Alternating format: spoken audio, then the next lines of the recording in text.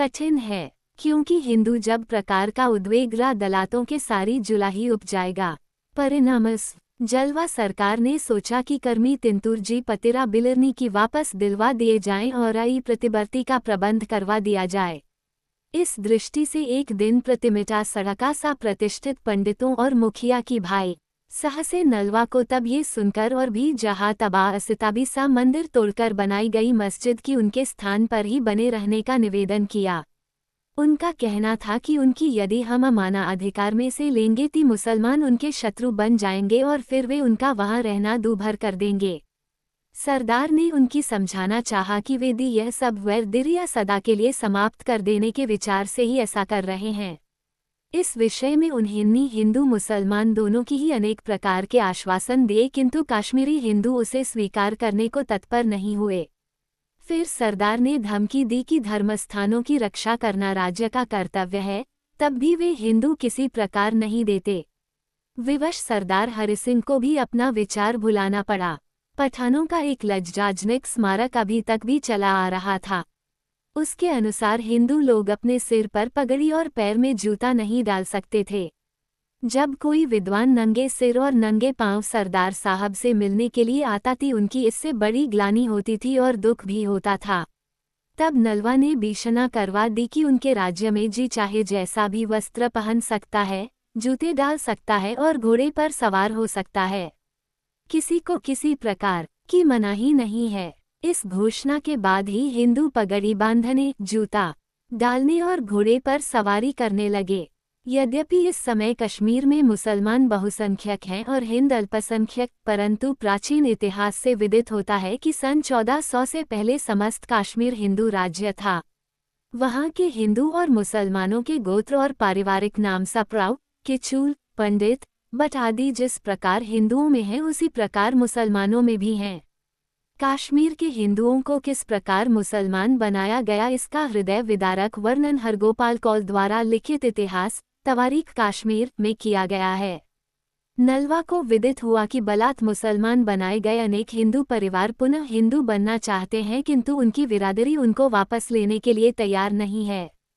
तब हरि सिंह ने ढिंढोरा पिटवा दिया कि जो पतित पुनः अपने धर्म में आना चाहता है उसका स्वागत होना चाहिए, उसके लिए किसी प्रकार की भी रुकावट उत्पन्न न की जाए। यदि किसी बिरादरी ने इस कार्य में बाधा उत्पन्न की तो उसको दंड दिया जाएगा।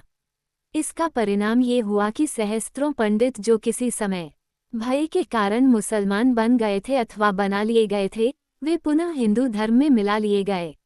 ऐसा अनुमान है कि उस समय लगभग 50,000 मुसलमान पुनः हिंदू धर्म में दीक्षित हुए थे। सरदार हरि सिंह नलवा ने कश्मीर की खेतीबाड़ी और उद्योग को भी उन्नत करने की प्रेरणा दी। वहां सुख शांति स्थापित की, हिंदू मुस्लिम प्रेम बढ़ाया, शिया सुन्नी का विवाद समाप्त किया, राजस्व यथासंभव प्राप्त होने लगा, उद्योग धंधे उन्नति करने लगे, सैनिकों को नियत समय पर वेतन मिलने लगा। इस प्रकार वहां पूर्णतया हिंदू राज्य स्थापित हो गया। तो फिर महाराजा रणजीत सिंह ने नलवा को किसी और महत्वपूर्ण स्थान पर नियुक्त करने के लिए वापस लाहौर बुलवा लिया। कश्मीर से विदाई जब महाराजा रणजीत सिंह की विदित हुआ कि कश्मीर में सब प्रकार से सुख शांति है और वहां का शासन अब सुचारू रूप से चल रहा है, तो उनको बड़ी प्रसन्नता हुई। हरि सिंह नलवा जैसा सेना नायक उनको अन्य कोई नहीं मिला था और उस जैसा प्रशासक भी उनकी दृष्टि में कोई नहीं था। ऐसे व्यक्ति को अपने अधीन पाकर महाराजा रणजीत सिंह स्वयं को गौरवशाली समझते थे। महाराज उनकी योग्यता का लाभ अब अन्यत्र उठाना चाहते थे। उनको विश्वास हो गया था कि सरदार हरि सिंह नलवा ने कश्मीर में वह सुव्यवस्था स्थापित कर दी है कि अब कोई भी वहां का शासन सरलता से चला सकता है। अतः उन्होंने उसी प्रकार का एक पत्र सरदार हरि सिंह को लिखा। उसमें उन्होंने नलवा पर असीम विश्वास व्यक्त करते हुए वापस आने के लिए लिखा, जिससे कि खालसा राज्य के अन्य अनेक महान कार्य उनके द्वारा संपन्न किए जा सकें। यहाँ तक कि महाराज ने लिखा कि उन्हें सर्वाधिक प्रसन्नता तो उस दिन होगी जब सरदार हरि सिंह नलवा पेशावर और जलालाबाद आदि को जीतकर वहां पर भी कश्मीर जैसी सुख शांति का साम्राज्य स्थापित कर देंगे। महाराजा ने लिखा कि उनकी इच्छा है कि अफगानों के बचे हुए प्रदेश मुंदेर एवं डेरा इस्माइल खां आदि को जीतकर उन्हें खालसा राज्य में सम्मिलित कर लिया जाए। इस महान कार्य में नलवा का महाराज के साथ होना नितांत आवश्यक है। उन्होंने हरिसिंह नलवा के स्थान पर दीवान मोतीराम को वहां का गवर्नर नियुक्त कर भेज दिया।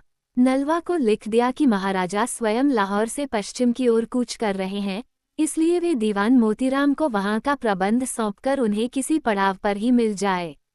उन्होंने ये भी लिखा है कि यदि संभव हो तो नलवा उन्हें खुशाब के पड़ाव पर मिले, जिससे कि अफगानों पर आक्रमण करने से पूर्व उनसे विचार विमर्श किया जा सके। सरदार हरिसिंह नलवा को पत्र मिला तो उन्होंने कश्मीर से कूच करने की तैयारी आरंभ कर दी। विदा होने से पूर्व नलवा ने एक बहुत बड़ा दरबार किया, जिसमें उन्होंने समूचे प्रांत के हिंदू, सिख तथा मुसलमान मुखिया आमंत्रित किए। उसमें उन्होंने उनके साथ बीते हुए दिनों का स्मरण कर उन्हें धन्यवाद दिया कि उन्होंने उनके साथ सहयोग किया, जिसके कारण कश्मीर में सुप्रबंध हो सका और सुख शांति स्थापित हुई। नलवा ने आशा व्यक्त की जिस प्रकार उन्होंने उनको सहयोग दिया है उसी प्रकार वे दीवान मोतीराम को भी सहयोग देंगे। इसके उत्तर में बारी बारी से सभी मुखियाओं ने नलवा का धन्यवाद किया, उनके प्रति कृतज्ञता व्यक्त की और उनको आश्वासन दिया कि वे भविष्य में दीवान मोतीराम को भी उसी प्रकार सहयोग देते रहेंगे जिस प्रकार की उन्होंने उनको दिया था।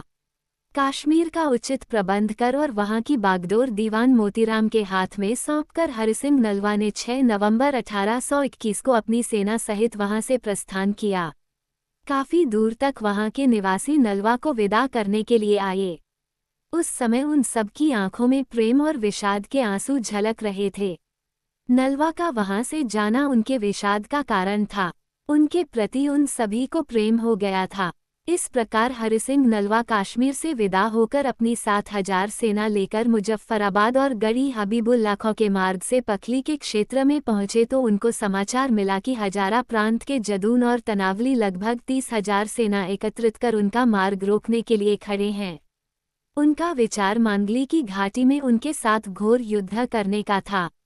नलवा व्यर्थ के रक्तपात से बचना चाहते थे, इसलिए उन्होंने पहले उन गाजियों को समझाने का यत्न किया।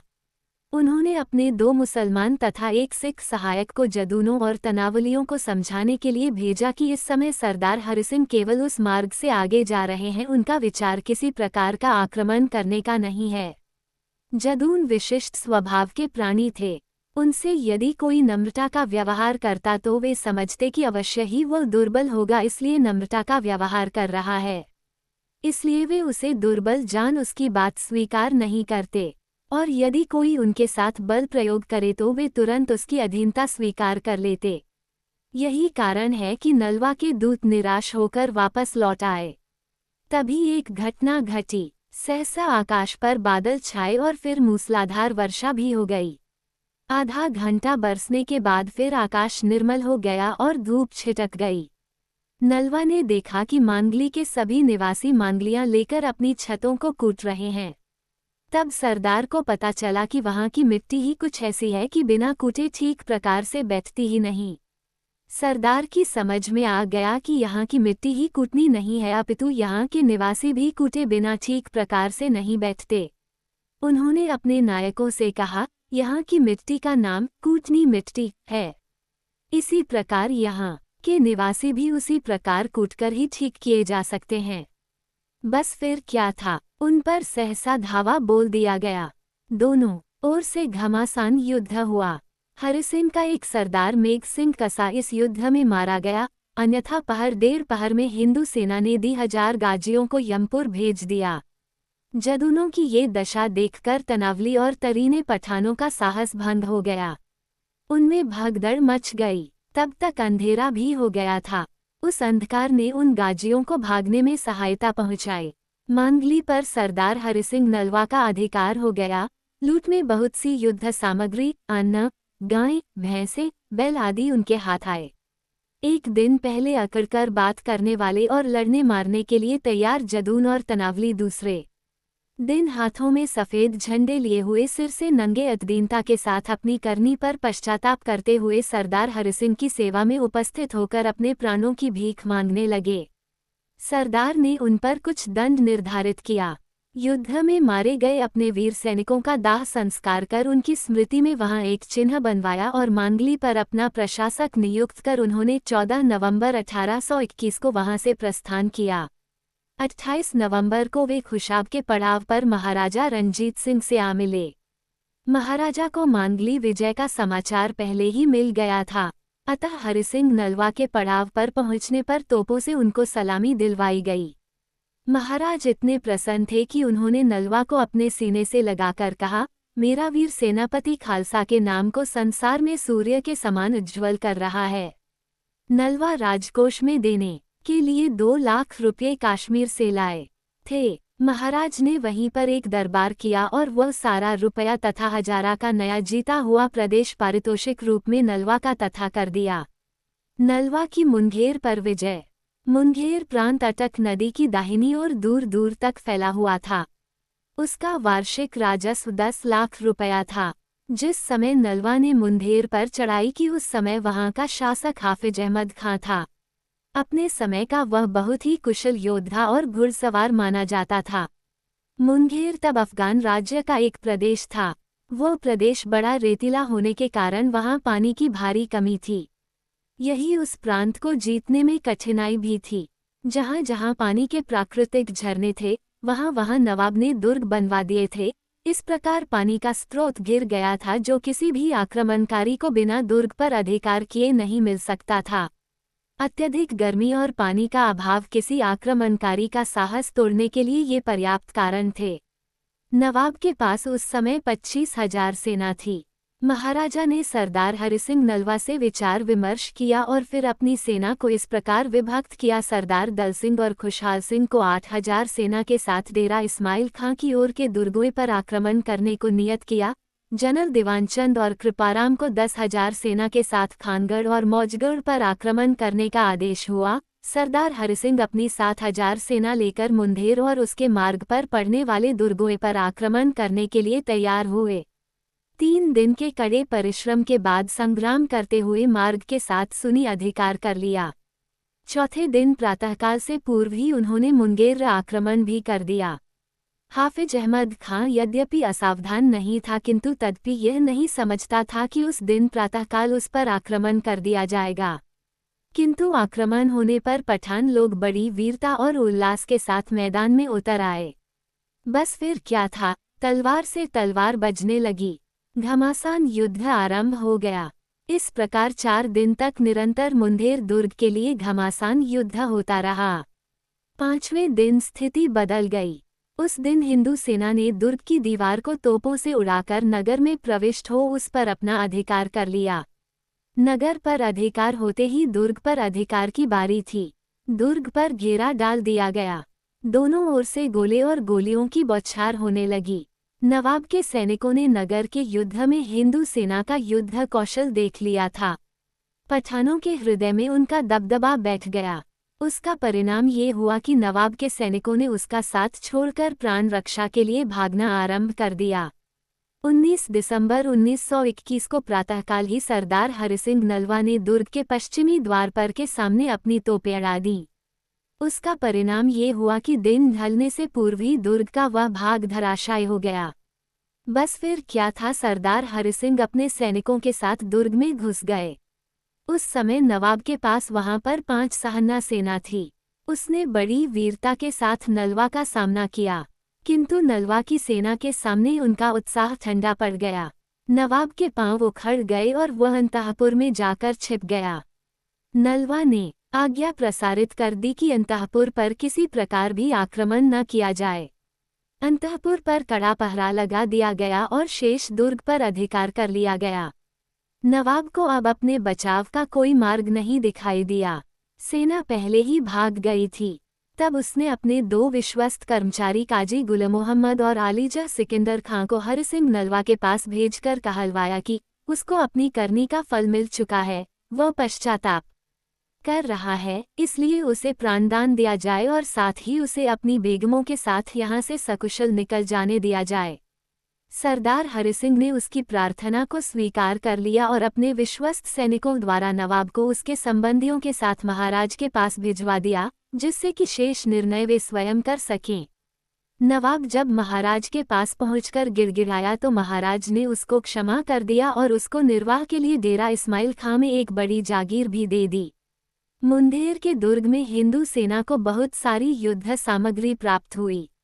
मुंगेर पर अधिकार होने के बाद वहां की पानी की कठिनाई को देखते हुए सरदार हरिसिंह नलवा ने उस प्रांत में विभिन्न स्थानों पर 20 कुएं खुदवाए। सभी कुओं का पानी बहुत मीठा था। सरदार अमर सिंह सिधावालिया को वहां का गवर्नर नियुक्त कर हरिसिंह नलवा को साथ लेकर महाराज 27 जनवरी 1822 को लाहौर भी पहुंच गए। इस राजसी दल ने लाहौर पहुंचकर सांस लिया ही था कि तभी समाचार मिला कि हजारे में विद्रोह हो गया है। तत्काल जनरल दीवानचंद और कृपाराम को हजारा की ओर भेज दिया गया, जिससे कि वे विद्रोहियों को उनकी करनी का फल चखाएं। महाराज चाहते थे कि किसी प्रकार पेशावर पर उनका अधिकार हो जाए, किंतु जब तक हजारा का विद्रोह शांत न हो जाए तब तक ये कार्य संभव नहीं था। मुजफ्फर खां की ही भांति हजारे वाले हिंदू सेना से पराजित होने पर शांत हो जाते और फिर तुरंत ही विद्रोह कर बैठते थे। महाराज समझ रहे थे कि जब तक कोई कुशल व्यक्ति उन पर शासन करने के लिए न भेजा जाएगा तब तक यह विद्रोह भड़कता ही रहेगा। उनकी दृष्टि सरदार हरिसिंह नलवा पर ही टिकी। उन्होंने उनको वहां का गवर्नर बनाकर भेज दिया और सरदार नलवा 27 फरवरी 1822 को सालेह के क्षेत्र में जा पहुंचे। हजारा पर नलवा की विजय। हजारा प्रांत बड़ा हरा भरा और सुंदर है। तैमूर जब भारत से लौट रहा था तो इस स्थान की प्राकृतिक शोभा को देखकर उस पर मुग्ध हो गया। उसने उसको छोड़ना नहीं चाहा, अतः उसने वह प्रांत अपने तुर्की सरदारों को जागीर में दे दिया था। तुर्की सरदारों ने उसकी देखरेख के लिए एक पटल रखी जिसमें 1000 सैनिक थे। तब से उनका नाम हजारा पड़ गया, अर्थात वह प्रदेश जिसकी रक्षा के लिए 1000 सैनिक तैनात किए गए थे। उसका वास्तविक नाम उर्ग था, किंतु तब से वह हजारा ही कहा जाने लगा था। जैसा कि हम कह आए हैं कि हजारा में बार बार विद्रोह उठता था। 1818 में जब विद्रोह हुआ तो वहां रावलपिंडी के शासक सरदार मक्खन सिंह को भेजा गया था। उन्होंने विद्रोह दबा दिया था, किंतु एक वर्ष बाद जब वह पुनः हजारा गया तो वहां के शासक ने उसके साथ दोहरी चाल चली। ऊपर से तो उसके साथ नम्रता का व्यवहार करते रहे, उससे क्षमायाचना करते रहे, किंतु जब रात को वह सोया हुआ था तो पठानों की सेना ने उस पर आक्रमण कर दिया। मक्खन सिंह ने सामना किया और पठानों को भागने के लिए विवश कर दिया। तो भी भागते हुए किसी पठान ने मवखनदी की भी मौत के घाट उतार दिया। इस दुर्घटना का समाचार जब अटक के केदार हुक्मा सिंह चिमनी को मिला तो वह तुरंत वहां पहुंच गया और उसने सुल्तानपुर आदि उन गांवों पर घेरा डाल दिया जहां मक्खन सिंह के हत्यारे के संबंधी रहते थे और स्वयं हत्यारा जहां छिप गया था। चिमनी सरदार ने वहां ऐसा रक्तपात किया कि जिसमें न केवल मक्खन सिंह का हत्यारा अपितु उसके सभी संबंधी भी मार डाले गए। इसी प्रकार सन 1820 में महाराजा ने राजकुमार शेर सिंह आदि को हजारा भेजा था। वहां पहुंचकर उन्होंने मैदानी क्षेत्र पर अधिकार कर लिया था, किंतु पहाड़ी प्रदेश को जीतने में कुछ कठिनाई हुई थी। वह भी उन्होंने जीत तो लिया था, किंतु उस युद्ध में उनका विश्वस्त नायक रामदयाल मारा गया था। उसका बदला लेने के लिए गंगागर पर्वत क्षेत्र के निवासियों को गोली से भून डाला गया। पठान त्राही त्राही कर उठे। उन्होंने क्षमायाचना की और दंड आदि का भुगतान कर अपने प्राण बचाए थे। उस समय सरदार अमर सिंह मजीठिया को उस प्रांत का शासक नियुक्त किया गया था। तब करालों के मुखिया हसन अली खां ने विद्रोह किया था। मजीठिया ने उसको परास्त तो कर दिया, किंतु लौटते हुए उनकी सेना समुंदकसी नाले में विश्राम कर रही थी कि पठानों के कुछ छिपे हुए सैनिकों ने उन पर धावा बोल दिया। सरदार अमर सिंह ने उनकी खूब खबर ली और उनको बंदी बना लिया। तभी उन बंदियों में से एक ने अवसर पाकर सरदार पर खंजर का प्रहार किया, जिससे वे परलोक सिधार गए। इस प्रकार उस प्रांत में निरंतर विद्रोह भड़कता रहता था। तब महाराजा की आज्ञा से सरदार हरिसिंह नलवा 26 फरवरी 1822 को अपनी सेना सहित हजारा जा पहुंचे। जाते ही उन्होंने पहले सरदार अमर सिंह को धोखे से मारने वाले कबीले के लोगों को दंडित किया। एक दिन अकस्मात ही नलवा हाशम खां कराल के प्रदेश पर टूट पड़े। सरदार ने उसको वाकर उसकी मुश्कें बंधवा दी, गांव को आग लगाकर राख कर दिया। जिस समय उसको हरिसिंह के प्रमुख प्रस्तुत किया गया उस समय वह भय से थर थर कांप रहा था। उसको कहा गया कि या तो वह अमर सिंह के हथियारों को उनके सुपुर्द कर दे, अन्यथा उसको भी तोप से उड़ा दिया जाएगा। हाशिम खां ने प्राणों की भिक्षा मांगी और वचन दिया कि वह हथियारों को उनके हवाले कर देगा। जब उन हथियारों को नलवा के सम्मुख प्रस्तुत किया तो उनको तोप से उड़ा देने का आदेश दिया गया। हरिपुर दुर्ग का निर्माण। हजारा प्रांत के निवासी बड़े युद्धप्रिय थे। उन पर शासन करना सरल कार्य नहीं था। उस समय हरिसिंह नलवा ने यही उपयुक्त समझा कि उनकी सम्मिलित भूमि पर एक सुदृढ़ दुर्ग बनाया जाए। दुर्ग बनवा दिया गया। सरदार तथा अन्यान्य नायकों ने सुझाव दिया कि उस दुर्ग का नाम सरदार हरिसिंह नलवा के नाम पर हरिपुर रखा जाए। तदनुसार उसका नाम हरिपुर रखा गया। भारत विभाजन के समय तक वह दुर्ग नलवा के स्मारक के रूप में उस स्थान पर विद्यमान था। दुर्ग तो अभी भी विद्यमान है, किंतु उसका नाम अब हरिपुर किस प्रकार रह सकता है। उस दुर्ग के निकट एक नगर भी बसाया गया था। उस नगर के चारों ओर एक सुदृढ़ दीवार बनाई गई। उसकी 4 दिशाओं पर 4 द्वार बनाए गए। उस प्रांत में जल का कष्ट रहता था। उसके निवारण के लिए निकट की नदी, जिसका नाम दोड़ था, से एक नहर काटकर लाई गई। नगर निवासियों की पूजा अर्चना के लिए नलवा ने वहां एक मंदिर, एक गुरुद्वारा और एक मस्जिद बनवा दी। जब पानी का सुप्रबंध हो गया तो नगर के चारों ओर उद्यान और पुष्प वाटिकाएं लग गई। इस प्रकार मैदानी प्रदेश पर जब सब प्रकार से सुख शांति हो गई तो अब नलवा का ध्यान पर्वतीय क्षेत्र की ओर गया। इस प्रदेश में जदून, तिनावली और सोवाती लोग बसते थे। 1 वर्ष पूर्व ये सब सरदार नलवा से करारी मात खा चुके थे। नलवा की शक्ति को जानते थे, इसलिए उनको वश में करने में अधिक कठिनाई नहीं हुई, न अधिक रक्तपात ही करना पड़ा। उस पहाड़ी प्रदेश पर भी आवश्यक स्थानों पर दुर्ग बनवा दिए गए और उनमें सेना रख दी गई। सेना के आवागमन की सुविधा के लिए सड़कें बनवाई गईं। इस प्रकार उस संपूर्ण हजारा प्रांत में पूर्ण शांति स्थापित हो गई। अबलाओं का उद्धार। नलवा जिन दिनों हरिपुर दुर्ग बनवा रहे थे और हरिपुर नगर बसा रहे थे, उन्हें महाराजा का संदेश मिला कि डेरा इस्माइल खां और डेरा गाजी खां के शासक राजस्व नहीं दे रहे हैं, अतः उनसे राजस्व प्राप्त करने के लिए वे जावें। नलवा अपने सुपुत्र गुरुदत्त सिंह को किएदार बनाकर और हर्ष सिंह को उसका सहायक बनाकर स्वयं डेरों की ओर कूच कर गए। मोहम्मद खां, जो कुछ ही समय पूर्व हरिसिंह नलवा से क्षमा याचना कर अपने निर्वाह के लिए जागीर प्राप्त कर चुका था, अवसर पाकर विद्रोह कर उठा। उसने दुर्ग के गिर्द घेरा डाल दिया। हर्ष सिंह ने उसको दुर्ग के निकट भी नहीं फटकने दिया। हरिसिंह नलवा की अनुपस्थिति में मोहम्मद खां से प्रेरणा पाकर सारा प्रदेश विद्रोह कर उठा। लाहौर दरबार को जब इसकी सूचना मिली तो वहीं से बुद्ध सिंह संघावालिये को भेजा गया, किंतु उसको पहुंचने में विलंब हो गया। जहां जहां हिंदू बसते थे अफगान उनको लूटने लगे, उनके बच्चों को पकड़कर ले गए। उधर नलवा को जब इसकी सूचना मिली तो उन्होंने भी उस ओर मुख किया। हजारा पहुंचकर उनको विदित हुआ कि नवांशहर के पास मुसलमान घेरा डाले पड़े हैं। नलवा ने हरसा से हकाली और बुद्ध सिंह संघावालिये को नवांशहर की ओर भेजा। तब तक वहां 30,000 अफगान एकत्रित हो गए थे और स्थानीय मुसलमान भी धर्म के नाम पर उनका साथ देने लगे थे। ये सुनकर स्वयं नलवा भी उसी ओर प्रस्थान कर गए। उनके आने का समाचार मिलते ही जहां हिंदू सेना का उत्साह बढ़ गया, वहां अफगान और पठान सेना का उत्साह ठंडा पड़ने लगा। नलवा बिजली की भांति अफगान सेना पर टूट पड़े। इस प्रकार कई हजार पठान तो युद्धस्थल पर ही मारे गए और जो शेष बचे वे सब एक बहुत बड़ी मस्जिद में जाकर छिप गए। उस मस्जिद को आग लगा दी गई। जो वहां से बचकर भागने का यत्न करने लगे उन्हें तलवार के घाट उतार दिया गया। मस्जिद को आग लगाने का बहुत अच्छा परिणाम हुआ। अफगान लोग इसलिए धर्मयुद्ध किया करते थे कि काफिरों के साथ लड़ने से उन्हें स्वर्ग मिलेगा और इस प्रकार वे नरक की आग से बच जाएंगे। किंतु जब उन्होंने स्वयं को इसी धरती पर भयंकर आग में जलते पाया तो फिर जिहाद करना बंद कर दिया और शांति से रहने लगे। हरिसिंह नलवा को विदित हुआ कि पठानों तथा अफगानों ने जिन हिंदू अबलों को पकड़ लिया था वे अभी जीवित हैं। अबलाओं का पकड़ा जाना सुन नलवा के नेत्र क्रोध से लाल हो गए थे। तभी उन्हें पता चला कि पखली और अंगरोर के पास बहुत से पठान एकत्रित हो रहे हैं। नलवा ने जाकर अंगरोर को घेर लिया। छोटा सा संग्राम हुआ। पठान पराजित हुए। नलवा ने पठानों की एक सहस्र महिलाएं पकड़ लीं।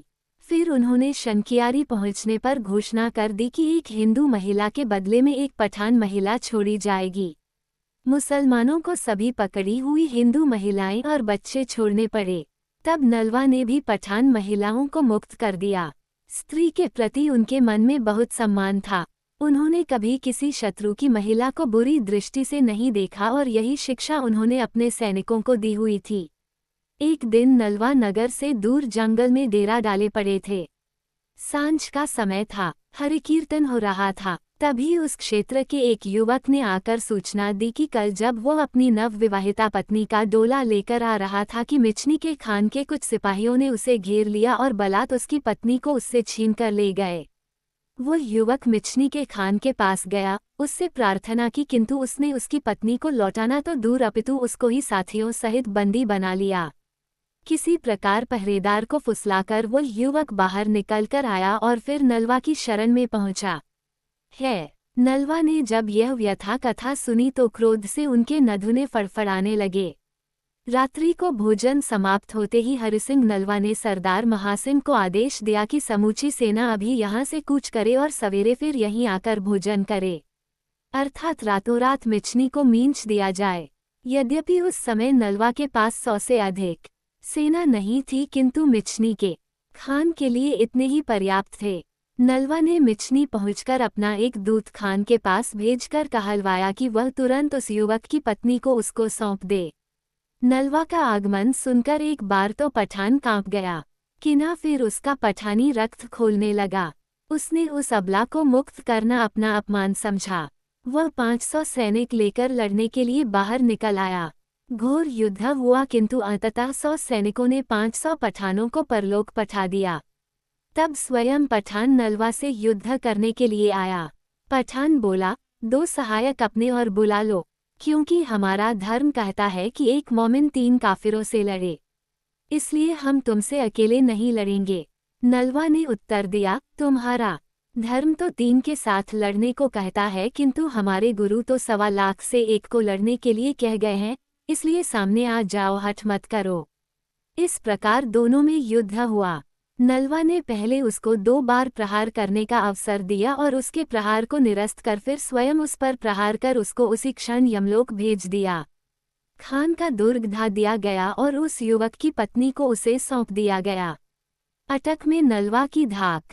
सन 1823 के आरंभ में ही महाराजा रंजीत सिंह ने सरदार हरिसिंह नलवा को लाहौर बुलवाकर उनको काबुल से प्राप्त की गई गुप्त सूचनाएं दिखाईं। उनमें लिखा था कि मोहम्मद अजीम खां बारकजाई सिखों से एक निर्णायक युद्ध लड़ना चाहता है। तब हरिसिंह ने सुझाव दिया कि हमको बारकजाई के आने की प्रतीक्षा करने की भी आवश्यकता नहीं है, हमें उससे पहले ही अपनी तैयारी कर लेनी चाहिए। इस निश्चय के अनुसार महाराजा ने हरिसिंह को परामर्श दिया कि वे आवश्यकतानुसार कुछ सेना तो हजारा में छोड़ दें और शेष सेना लेकर अटक पहुंच जाएं। हरिसिंह ने महाराजा को ये भी परामर्श दिया कि इस अवसर पर उन्हें फूला सिंह अकाली को भी सहायता के लिए बुला लेना चाहिए। इस प्रकार सारी व्यवस्था करके हरिसिंह नलवा हजारा पहुंच गए।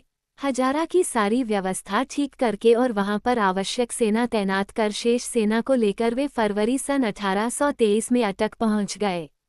अटक पहुंचने पर जो पहला कार्य हरिसिंह नलवा ने किया वह था बहुत सी नाव एकत्रित कर वहां अटक नदी का पुल ठीक करवाना। हरिपुर और हजारा के साहूकारों को उन्होंने अनाज के ठेके दे दिए, जिससे कि यथासंभव शीघ्र ही उनके सारे भंडार भर जाएं।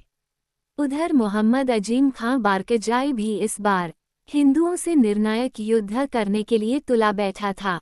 उसका तो विचार था कि इस बार वो हिंदू सेना को पंजाब तक धकेल देगा और सदा सदा के लिए मुल्तान, कश्मीर, अटक, मुंधेर और हजारा को अपने अधिकार में कर लेगा। इस विचार से वह भी काबुल से चलकर पेशावर आ पहुंचा। उन दिनों अजीम खां का छोटा भाई यार मोहम्मद खां बारकजाई पेशावर का शासक था और वह महाराजा रंजीत सिंह को कर दिया करता था। अजीम खां खैबर दर्रे से पेशावर की ओर बढ़ा ही था कि उसको बताया गया कि पेशावर उसके लिए खाली पड़ा है। इसलिए वह बिना रोक टोक 12 फरवरी 1823 को पेशावर में प्रविष्ट हो गया। यार मोहम्मद खां ने एक लंबा चौड़ा पत्र लिखा और अपने दीवान मनिकराया कंधारी के हाथ उसने वह पत्र महाराजा रणजीत सिंह के पास भिजवा दिया। उसने लिखा कि अजीम खां की इतनी बड़ी सेना से टक्कर लेने में असमर्थ होने के कारण उसने पेशावर खाली कर दिया है। दूसरी ओर पेशावर पहुंचते ही अजीम खां ने सारे इस्लामी प्रदेश में मौलवी और गाजी भेजकर हिंदू सेना के प्रति रोष का वातावरण करवा दिया।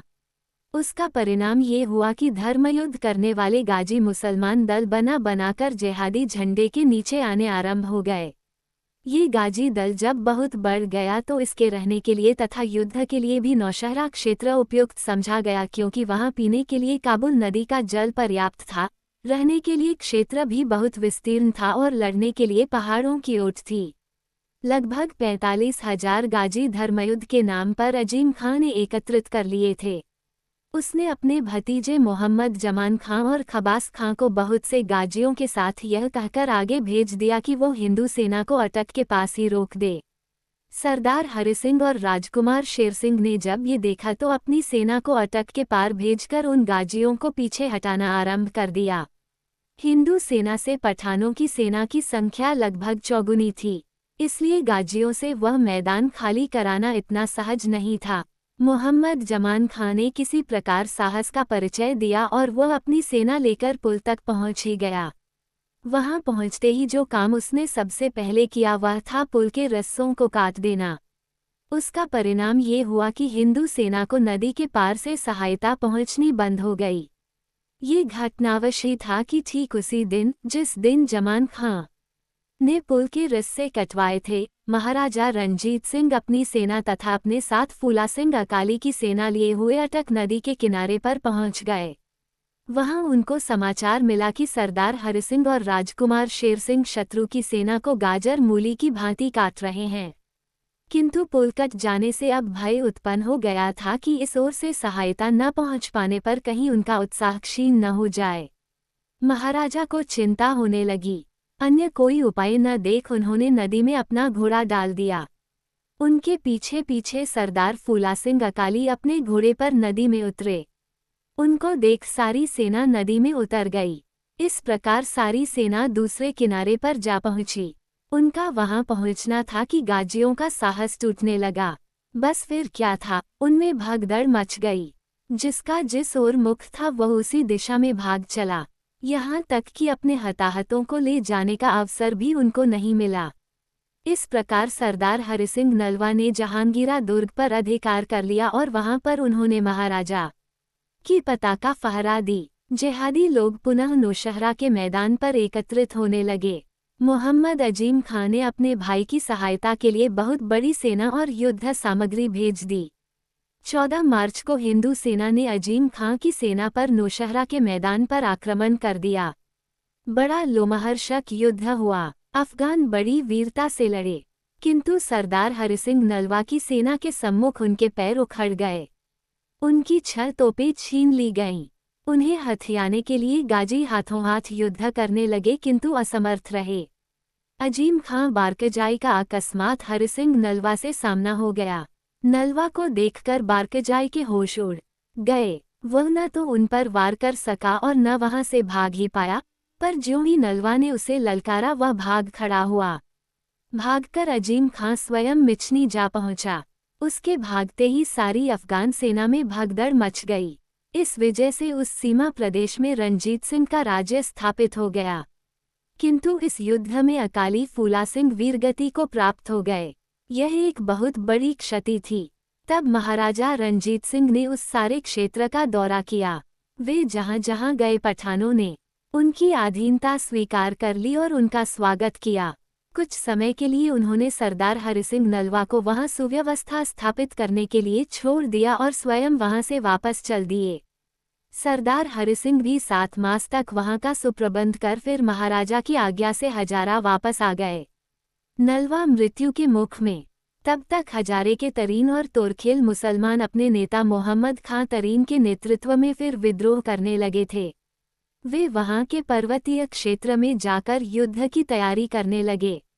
वहां की 3-4 अन्य जातियों को मिलाकर उन्होंने लगभग 15,000 सेना एकत्रित कर ली थी। ये लोग पहाड़ से उतरकर मैदानी क्षेत्र में आते और लूटमार कर फिर वापस वहीं छिप जाया करते। जब उनको पता चला कि हरिसिंह नलवा उनको भगाने के लिए उधर आ रहे हैं तो उन्होंने वृक्षों और पत्थरों से उनका मार्ग रोकना आरंभ कर दिया। किंतु हरिसिंह के सैनिक इससे विचलित होने वाले नहीं थे। तब शत्रु ने मार्ग में एक स्थान पर सुरंग लगा दी और जब हरिसिंह की सेना वहां से निकली तो सुरंग में भरे बारूद को उन्होंने आग लगा दी। उसका परिणाम ये हुआ कि विस्फोट से मार्ग में बिछे हुए पत्थर ऊपर